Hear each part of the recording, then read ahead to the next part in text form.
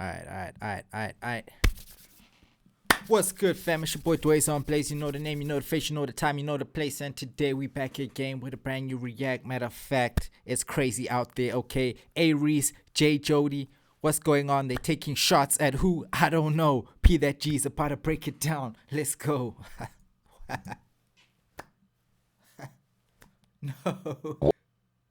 No. Don't break. That was the perfect intro. What's going on, you guys? So check it right. Jody just dropped his highly anticipated debut album, Shine O'Clock, and I must say that it's a well-structured, cohesive, and multi-layered sounding album. But before I get ahead of myself, the review for the album will be dropping soon. Now, getting to the topic at hand, on the album there's a record titled Daze, which features A-Reece. And just listening to the record, right, the brothers were on a different type of timing on this one. I mean, there were a bunch of subliminals being thrown, but the question is, who was being targeted? Now, I've seen quite a few people on X assume that this was a response to Adam, but that's not the case. I happened to be at the listening session for the album, and Jody revealed that the record was recorded a while back.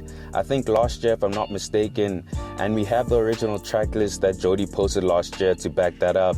So this record has nothing to do with words, if some of you guys thought that. And shout out to Latinova Pounds, by the way, who produced the record. I mean, Guys, is it Latinova or Lotinova? Like, I don't understand which one it is. Somebody please let me know. Would have never expected that from him, but he executed the production on this one. But anyways, I'll start off with Jody, where he said, "Weak niggas whining, heard it through the grapevine. Niggas say they got your back, then stab you in the same spine. Ooh. It's all survival, I get it, friends to rivals in a minute." So when hearing those lines for the first time, I was clueless as to who Jody was talking about. But after hearing the record a few more times and hearing what Reece had to say on his verse, well, it became more obvious.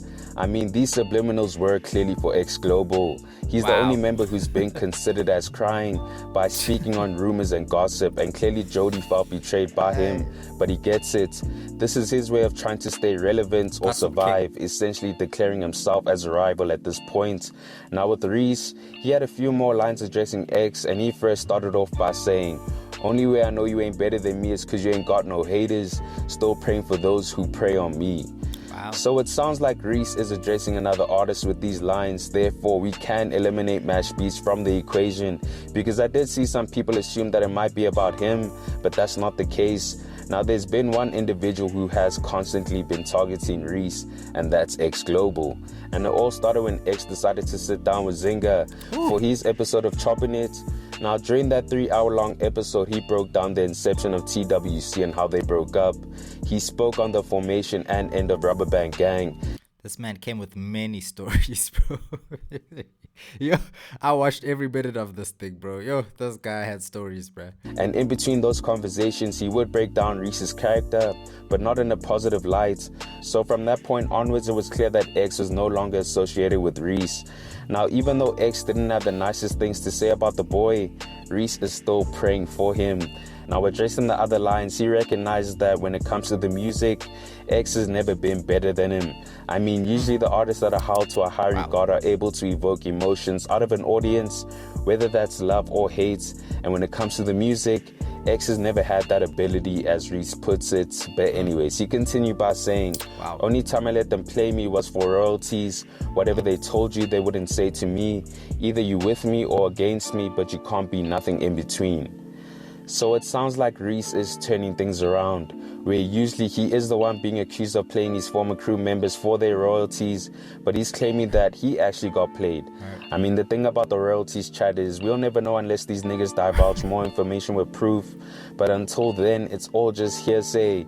Reece also makes mention of how X would never say the things he said on Chopping It or on Twitter to his face, and he also doubles down on the fact that he wants his niggas to pick a side and not be neutral. Now, during the beginning of last year or towards the end of 2022, is that Raquel in X's video? Is that no? I think that's another one. X was still cool with both Reece and Mash, but then something happens and all of a sudden we have X always been seen with Mash and words. So clearly a fallout took place, and now we are where we are with X, obviously against Reece. But anyways, Reece continued by saying, "I'd rather split a meal, they'd rather bite the hand that feed. I'd rather get the cake, they'd rather spill the tea." Damn, that was some nice wordplay there. Wow. But yeah, Okay, Reece makes okay. it known that he tried to break bread with the guys, but they were against him. He also makes mention of how he focused on getting to the bag, but niggas are more focused on spreading rumors and gossip, which is a clear reference to X on chopping it once again. Now, if the album had dropped back when it was supposed to back last year when tensions were high amongst the crew members, then this record would have added more fuel to the fire in my opinion. But I guess it's a blessing that it didn't, because who knows what other damaging information would have been revealed. But with that said, I guess you could call this an official response from the brothers to what X said on the pod and everything thereafter. I'm sure he'll have something to say about this like he usually does. But you guys let me know your thoughts on this. Do you think Jody and Reece were talking about X? And if not, who were they referring to? Comment down below. Anyway. Yeah, guys.